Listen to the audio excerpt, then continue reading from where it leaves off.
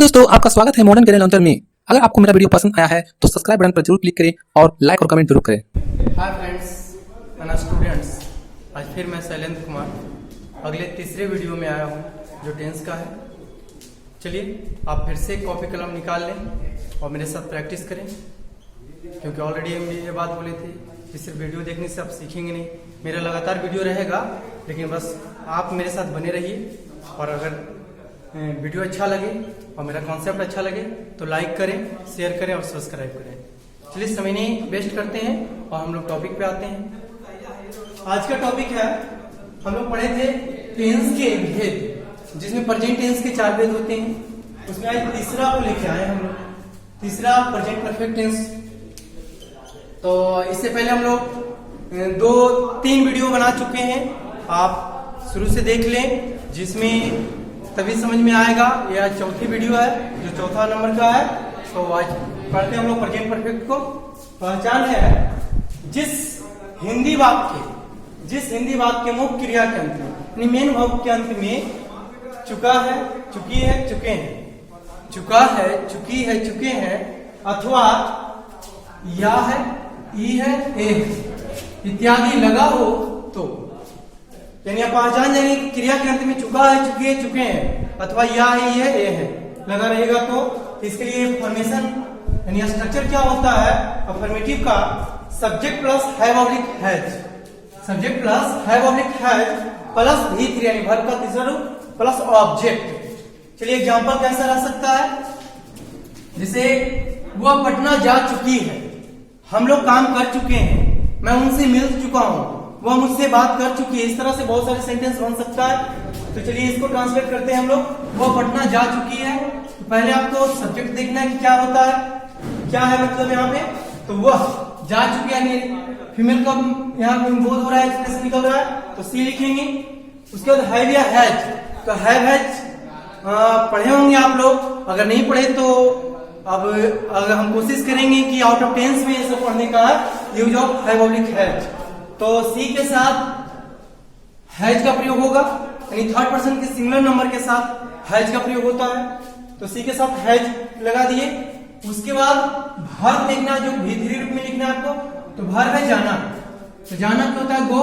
V3 इसका होता है गॉन। ये याद करना पड़ता है, ऐसा नहीं कि ये हम इसको बनाए, याद करना पड़ता है। उसके बाद ऑब्जेक्ट लिखना है, तो ऑब्जेक्ट तो नहीं है, लेकिन यहाँ क्योंकि इसके बाद कोई ऑब्जेक्ट नहीं आ सकता है, तो ये आ रहा है स्थान। जैसे पटना जा चुका है या चुके, तो इससे पहले बताया था कि गो अपने के बाद कोई स्थान आता है तो की और के अर्थ में व्यक्त करते हुए ये प्रीपोजिशन यहाँ टू लेता है। टू देंगे, उसके बाद ये स्थान का नाम लिखेंगे पटना। वो पटना जा चुकी है, सी हैज गॉन टू पटना। चलिए नेक्स्ट एग्जाम्पल है, वे लोग अपना काम कर चुके हैं, तो वे लोग का इंग्लिश क्या होगा? दे। दे के साथ क्या लगेगा? हैव। उसके बाद आपको V3 लिखना है, तो वर्ब है करना, क्योंकि यहाँ एक अपना काम आ गया, तो ये नाउन के रूप में आ जाएगा। और ये हम लोग यहाँ वर्ब लेके चलेंगे डू। डू का V3 क्या होता है? डन। उसके बाद इसके लिए जो अपना वर्ड है, ऐसा नहीं कि माई लिख देना, ये सब्जेक्ट के अकॉर्डिंग पॉसेसिव एडजेक्टिव लाना है। तो यहाँ देख लीजिए सब्जेक्ट इसका क्या है? तो दे। तो दे का पॉसेसिव एडजेक्टिव क्या होता है? तो देयर, THEIR। उसके बाद काम का वर्क लिखेंगे, लास्ट में आप फुल स्टॉप देंगे। कंप्लीट हो गया सेंटेंस। वे लोग अपना काम कर चुके हैं, they have done their work. Next, अगर निगेटिव हो तो हैव हैज के बाद सिर्फ नॉट का प्रयोग करना है। इंट्रोगेटिव अगर रहे तो हैव हैज को पहले ले आना है। WH वर्ड है तो WH वर्ड के बाद हैव हैज लाना है, उसका सब्जेक्ट को पुट करना है, V3 लिखना है। यानी इससे पहले जो भी हम लोग फॉर्मेशन पढ़े थे प्रेजेंट इंडेफिनिट में, मतलब वैसे ही चलता है, लेकिन बस देख लेना कि हेल्पिंग ऑफ क्या आ रहा है, तरीके वही रहता है, अलग नहीं होता। तो इसका निगेटिव का भी कुछ एग्जांपल देख लेते हैं। सीता ने मेरी मदद नहीं की है, सीता ने मेरी मदद नहीं की है, तो सब्जेक्ट क्या होगा? सीता। उसके बाद नहीं किया, तो सीता के साथ तो हैज लगेगा पहले, उसके बाद नॉट। V3 देना है, तो वर्ब देखना क्या? मदद करना, तो मदद करना का हेल्प, तो V3 हो जाएगा हेल्प्ड। उसके बाद मेरी, तो मेरी का मी, लास्ट में फुल स्टॉप। सीता ने मेरी मदद नहीं की, Sita has not helped me. उसका एक और एग्जांपल है यहाँ पे, वे लोग वहां नहीं पहुंच चुके हैं, तो वे लोग का दे के साथ हैव लगेगा, उसका नॉट, उसके बाद V3 लिखना है, तो पहुंचना का होता है रीच, तो रीच का V3 रीच्ड हो जाएगा, और वहां तो देयर। ट्रांसलेट करेंगे फॉर्मेशन के अनुसार ना, तो बहुत बड़े बड़े सेंटेंस आप आसानी से सोल्व कर सकते हैं, आसानी से ट्रांसलेट कर सकते हैं, आसान लगेगा। स्ट्रक्चर को भी फॉलो करें तभी तो मतलब सही कर्म से सजा सकते हैं आप। चलिए, और निगेटिव से और भी इसमें प्रैक्टिस करें। चलिए, एक और आप पहचान के रूप में लाए प्रेजेंट परफेक्ट से ही, जिसमें कुछ बातें कि दो मुख्य क्रियाएं, इससे पिछले बार वीडियो में पढ़े हैं कि दो मुख्य क्रिया वाला, तो इसे भी पढ़ लेते हैं। पहचान है कि जिस वाक्य में दो मुख्य क्रियाएं, इसमें भी दो वर्ब होंगे, दो मुख्य क्रियाएं हो, उनमें से दूसरी क्रिया जो मेंशन किया हुआ है यहाँ पे देखिए, गया है या जा चुका है। बोलने की तरीके अलग है एक ही चीज, गया है या जा चुका है, आया है या आ चुका है, कोशिश किया है, चाहा है, पसंद किया है, इस तरह से रहेगा। तो इसके लिए क्या स्ट्रक्चर होगा, subject plus have oblique has, subject plus have oblique has जाने की बात करेगा। और ध्यान में रखिएगा ये टेन कौन वाक्य जो है वो प्रेजेंट परफेक्ट में होना चाहिए, तो उसके लिए पहचान ध्यान में रखना है कि लास्ट में लगा होगा क्रिया के अंत में चुका चुके या ये है, तो देख लेना। तो जाना की बात करेगा तो गॉन लिखेंगे, आने की बात करेगा तो कम, यहाँ V3 होता है कम। उसका अगर कोशिश की है या कोशिश किया है तो ट्राइड, चाहा तो वांटेड, पसंद किया तो लाइक का प्रयोग करेंगे, और नहीं तो प्रीफर्ड का भी प्रयोग कर सकते हैं, लेकिन यहाँ पे लाइक का प्रयोग करेंगे ज्यादा अच्छा रहेगा। उसका नेक्स्ट भाग को जोड़ने के लिए आप इनफाइनाइट अर्थात 2 + V1 या प्रेजेंट पार्टिसिपल का प्रयोग कर सकते हैं जो V4 के रूप में आएगा, और प्लस ऑब्जेक्ट। जैसे एग्जांपल इसका है, मैंने तुम्हारी मदद करनी चाहिए, मैंने तुम्हारी मदद करनी चाहिए, तो पहले ट्रांसलेट करेंगे मैंने चाहिए है, तो आई हैव वांटेड,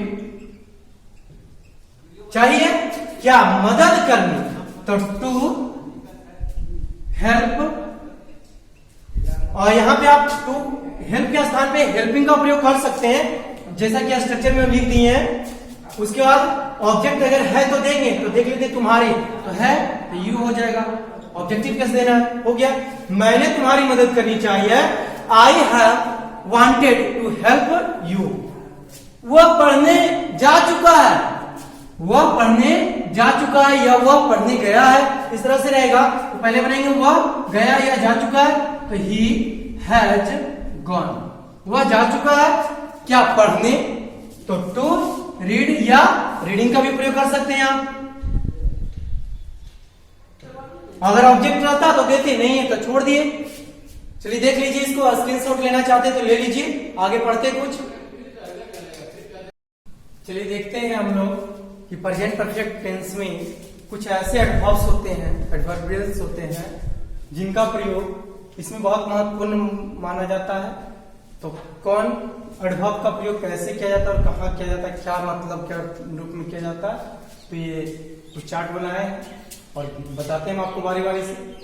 जिसे ध्यान दीजिएगा कि एवर मिस होता है कभी, नेवर मिस कभी नहीं, ऑलवेज मिस हमेशा या सदा, ऑलरेडी मिस पहले ही या पहले से ही, जस्ट मिस तुरंत या अभी अभी मतलब, ऑफन मिस प्रायः, यहाँ टी का साइलेंट होता है, ऑफन पढ़ा जाता है, सेवरल टाइम्स मिस अनेक बार या कई बार, ओकेजनली कभी कभी, एट मिस अभी तक, सो फार अब तक या जहां तक, रिसेंटली मैंने हाल में, मतलब हाल में कहने का मतलब कुछ देर, ज्यादा देर नहीं हुआ मतलब कुछ देर, तो रिसेंटली बोला जाता है। और कुछ दिनों या कुछ महीनों कुछ वर्षों हो जाता है तो उसको लेटली बोलते हैं।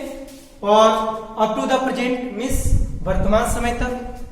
तो नोट में देखिएगा कि कहाँ किसका प्रयोग किया जाता है, कैसे किया जाता है। Ever never always, ever never always already just often, ये सभी का प्रयोग वाक्य में हमेशा एचवी के पहले तथा मेन वर्ब एचवी के बाद और मेन वर्ब से पहले किया जाता है। ऐसा नहीं कि मेन वर्ब के बाद प्रयोग कर दे तो गलत हो जाएगा ग्रामेटिकल। इसलिए इसका प्रयोग एचवी के बाद, अगर हेल्पिंग वर्ब है तो एचवी के बाद प्रयोग करेंगे, मेन वर्ब से पहले करेंगे। अगर सिर्फ मेन वर्ब है उस वाक्य में तो मेन वर्ब के आपको पहले करना है। और occasionally, several times, recently, and, lately, so far और टू द प्रेजेंट, ये सभी का प्रयोग वाक्य के अंत में अर्थात मेन वर्ब के बाद किया जाता है। ऐसा नहीं कि ये मतलब वर्ब से पहले आप कर दे तो ये भी ग्रामेटिकल मिस्टेक हो जाएगा, आपका गलत हो जाएगा। इसलिए इस सबको ध्यान में देख लीजिए और नोट डाउन कर लीजिए। और कुछ मैं एग्जांपल के तौर पे लिया हूं, यहाँ पे देख लीजिएगा, आपको हम समझा रहे हैं। मैंने हमेशा आपकी मदद की है, मैंने हमेशा आपकी मदद की है। तो मैंने का मतलब यहाँ मैं का या मैंने का आई लिखेंगे सब्जेक्ट, क्योंकि ये प्रेजेंट परफेक्ट टेंस का वाक्य है, क्रिया के अंत में या है लगा हुआ तो आई। उसके बाद आई के साथ क्या लगता है लगता है। उसके बाद आपको V3 देना है, लेकिन V3 से पहले जैसे यहाँ पे देखना है कि एडवर्ब, जो एडवर्ब्स आया हुआ है हमेशा, इसका प्रयोग एचवी के बाद, अर्थात ये एचवी है लेकिन मेन वर्ब यहाँ मदद करना होगा तो उसके पहले आपको प्रयोग करना है। तो यहाँ पे आपको ऑलवेज का प्रयोग करना होगा, ऑलवेज लिखिए। उसके बाद मदद करना था हेल्प, जो कि V3 के रूप में आएगा तो हेल्प हो जाएगा। और आपकी तो ऑब्जेक्टिव केस लिखना है यू। जैसे इसका पूरा बोलेंगे एक बार, मैंने हमेशा आपकी मदद की है, I have always helped you. Next sentence है, उसने तुम्हें अनेक बार पीटा है, उसने तुम्हें अनेक बार पीटा है। तो उसने कहा ही के साथ हैज का प्रयोग करेंगे। उसके बाद देखिए अनेक बार यहाँ एडवर्ब के रूप में आया हुआ है जिसका प्रयोग वाक्य के अंत में करना है। तो इसके बाद आप वर्ब लाएंगे तो V3 हो जाएगा। तो पीटना का बीट होता है, V3 बीटन होता है। और तुम्हें तो यू, अनेक बार, तो अनेक बार के देख लीजिए क्या होता है, सेवरल टाइम्स।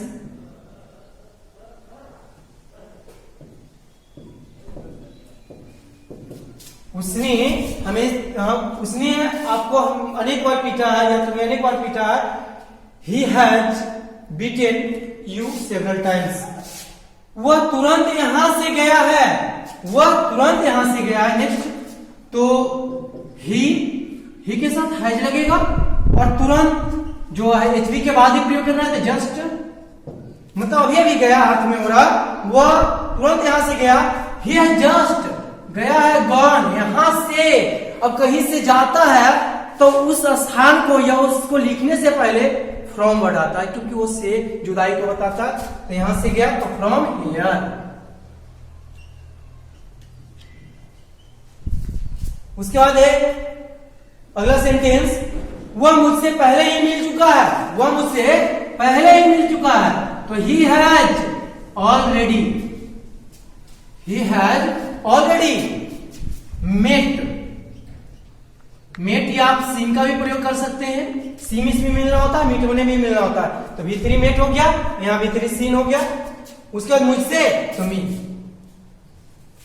वह मुझसे पहले ही मिल चुका है, मिल चुका है। तो आप यहाँ दोनों में से किसी का प्रयोग कर सकते हैं, डिपेंड आप पे करता है। और एक मैं आपके लिए छोड़ रखा हूं, ये आप बनाएंगे तो स्क्रीनशॉट आप ले लीजिए इसको भी और प्रैक्टिस कीजिए। चलिए और कुछ हम लोग पढ़ लेते हैं। प्रेजेंट परफेक्ट टेंस में ही use of since oblique for का भी प्रयोग होता है। और अगर इसी use of since oblique for यहाँ पढ़ लेते हैं प्रेजेंट परफेक्ट में, तो प्रेजेंट परफेक्ट कंटिन्यूअस में भी इसका बहुत मतलब मुख्य रूप से इसका प्रयोग किया जाता है। तो देखते हैं कि ये क्या होता है सिंस ऑब्लिक फॉर, यानी सिंस फॉर क्या है। तो आप जानते होंगे सिंस फॉर प्रीपोजिशन है, तो इसी को हम बता रहे हैं कैसे, मतलब थोड़ा सा ब्रीफ फॉर्म में कि सिंस ऑब्लिक फॉर प्रीपोजिशंस है जिसका प्रयोग वाक्य में लगातार समय कैसा होगा, लगातार समय से के रूप में, जिसका अर्थ यहां होगा से के रूप में प्रयोग किया जाता है। बस ध्यान में रखिएगा कि जब टेंस में इसका प्रयोग किया जाता है तो लगातार समय के रूप में और से के अर्थ में, यहाँ इसका अर्थ होता है से। और देखते हैं कि सिंस क्या होता है। तो सिंस वह प्रीपोजिशन है, सिंस वह प्रीपोजिशन है जिसका प्रयोग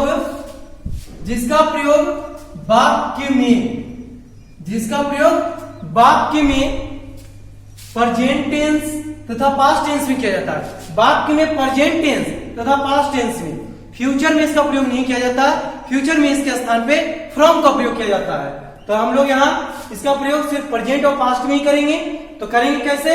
लगातार समय के रूप में, लगातार समय को बतलाने के लिए किया जाता है। जो समय कैसा होगा? पॉइंटेड टाइम होगा, अर्थात निश्चित समय होगा, कोई ड्यूरेशन नहीं होगा, मतलब एक फिक्स समय होगा, इतना बजे जैसे, मतलब कुछ हम यहाँ पे लिखे किस रूप में रहेगा? पॉइंटेड टाइम यानी निश्चित समय। तो देखते हैं जैसे के रूप में दिनों का नाम, अर्थात कह सकते हैं सोमवार से, मंगलवार से, बुधवार से, है ना, इस तरह से रह सकता है। महीनों के नाम, जनवरी से, फरवरी से, जुलाई से, अगस्त से, सितंबर से, इस प्रकार से रह सकता है। घड़ी की समय, जैसे 1 बजे से, 2 बजे से, 12 बजे से, इस प्रकार रह सकता है। उसके बाद अवस्था, बचपन से, बुढ़ापा से, जवानी से, इस प्रकार रह सकता है। तो अवस्था के नाम रह जाएगा, यह अवस्था रहेगा। तो गत जहां लगा रहेगा, गत साल, गत महीना, गत वर्ष, गत दिन, तो उससे पहले आपको सिंस का प्रयोग करना है। देखते हैं कि फॉर क्या होता है। तो फॉर वह प्रीपोजिशन है जिसका प्रयोग वाक्य में प्रेजेंट, पास्ट तथा फ्यूचर तीनों में इसका प्रयोग किया जाता है। लेकिन सिंस का प्रयोग सिर्फ 2 में किया जाता था, प्रेजेंट और पास्ट में। इसका तीनों में किया जाता है। और जो कि कैसे किया जाता है? तो लगातार समय को बतलाने के लिए, और यह निश्चित समय को बताता है, अर्थात पीरियड ऑफ टाइम ये बताएगा। पीरियड मतलब ड्यूरेशन को बताएगा, उन्हें इतना घंटा से उतना घंटा चला, इतने दिन से उतने दिन तक चला, इतने वर्ष से उतने वर्ष, इस रूप में रहेगा। जैसे एग्जांपल के रूप में 2 घंटों से, 2 घंटों से, दिनों से, महीनों से, वर्षों से, सप्ताह से, इस प्रकार से रहेगा। तो ये तो मतलब एक नोट्स हो गया।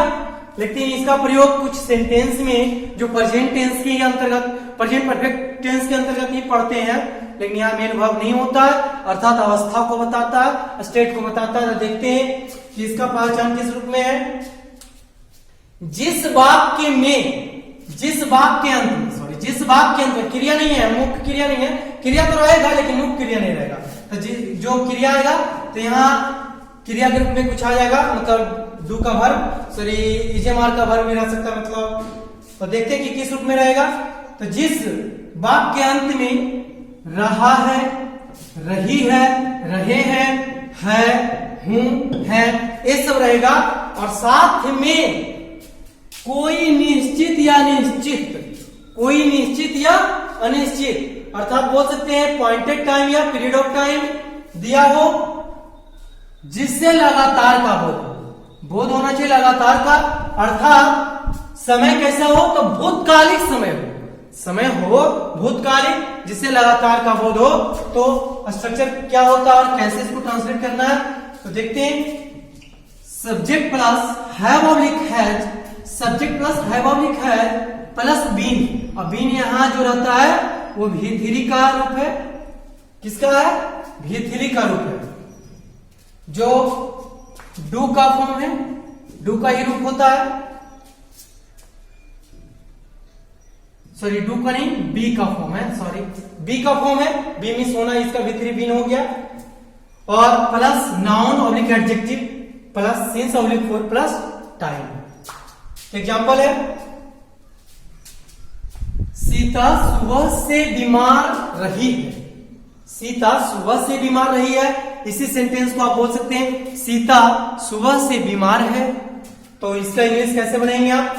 पहले तो आपको सब्जेक्ट लिखना है, उसके बाद हैव या हैज, तो सीता के साथ क्या आएगा? हैज। उसके बाद आपको बीन देना है, उसके बाद नाउन या एडजेक्टिव। तो देख लीजिए यहां नाउन के रूप में बीमार है तो इल, उसके बाद सिंस या फॉर देना, अगर टाइम दिया हुआ है तो दिया हुआ है यहाँ पे सुबह से, तो डिफिनिट टाइम है अर्थात पॉइंटेड टाइम है, तो सिंस सुबह का हो गया मॉर्निंग, लास्ट में फुल स्टॉप। सीता सुबह से बीमार रही है, Sita has been ill since morning. मैं 2 घंटों से यहां हूं, मैं 2 घंटों से यहां हूं, तो आई हैव बीन हेयर